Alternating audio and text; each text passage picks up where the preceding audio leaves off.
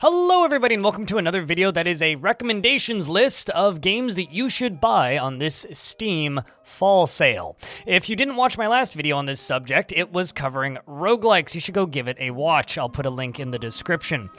However, for this video, we're going to be covering base builders. Now, obviously, I'm assuming most of the people watching this channel already own Dwarf Fortress, which is, of course, on sale.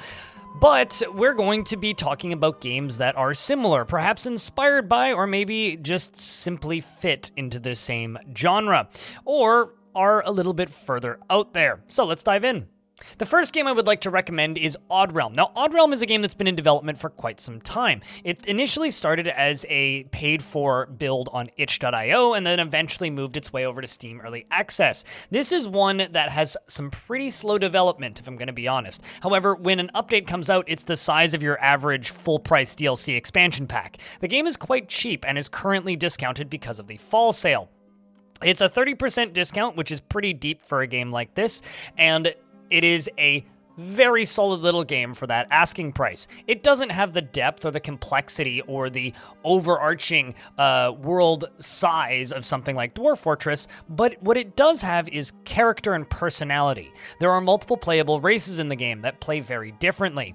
It also allows for some pretty adorable building construction. If you're looking for something to calm down after playing more in-depth games and would like something a little bit more relaxing and just kind of zen and watch the snow pile up in the winter so that suddenly the enemies can just walk over your walls, this is a really cool game.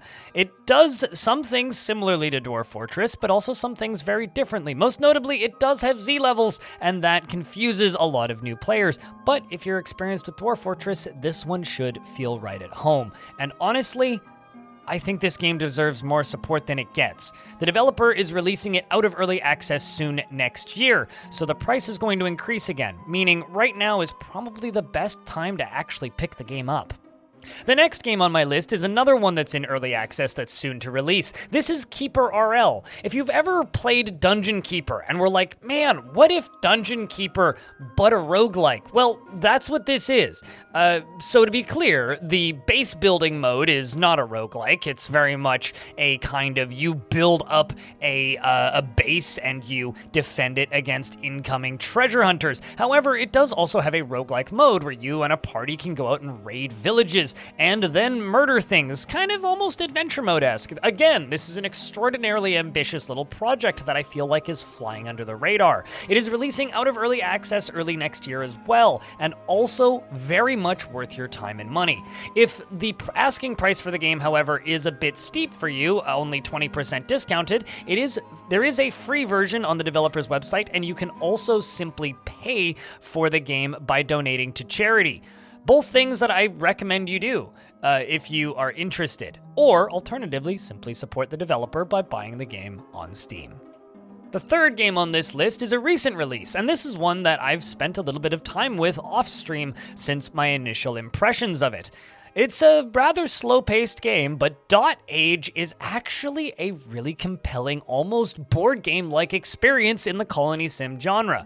I recommend this game purely as a solo kind of solitaire game. It is turn-based, so you set out what you want your villagers to do for that day and press end turn. I've seen a lot of different takes about this game, but honestly the reviews speak for themselves. It is charming, has a lot of character, everything is polished to a T, and it has so much animation and a good amount of depth and plenty of stuff to chew on. This one does have very much a run-based structure where you're going to be unlocking stuff from run to run, and things, of course, will slowly get more varied with time. It's all about building up and avoiding those nasty events and not letting your villagers fall into chaos. It's an entertaining one, and I highly recommend it. Now, this next one probably is already in your Steam inventory, or if it's not, by some weird happenstance, Space Haven is 50% off.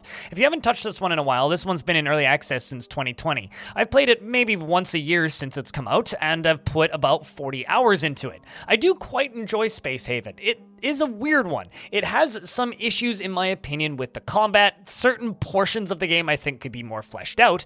However, overall, as a product that Bug Bite has been working on for quite some time, it's really starting to show its own personality. Between like simply boarding other ships and stealing their stuff and flying from place to place and seeing the ever so slowly creepier enemies as you put your colonists into hypersleep to be able to sleep as they fly from solar system to solar system, kind of has this expansive feel to it, and honestly is quite enjoyable and very much worth it at the 50% discount. Now, this last one, I always like to throw a curveball into these, right? This last one is a bit of a stretch for some of you, and you may be like, Blind, how is this a colony builder? Well, hear me out. WarSim is a beautiful kingdom management game in a very ASCII/choose-your-own-adventure style kind of way. This one is maybe the biggest stretch, I would say, as far as fitting into this video of colony builders.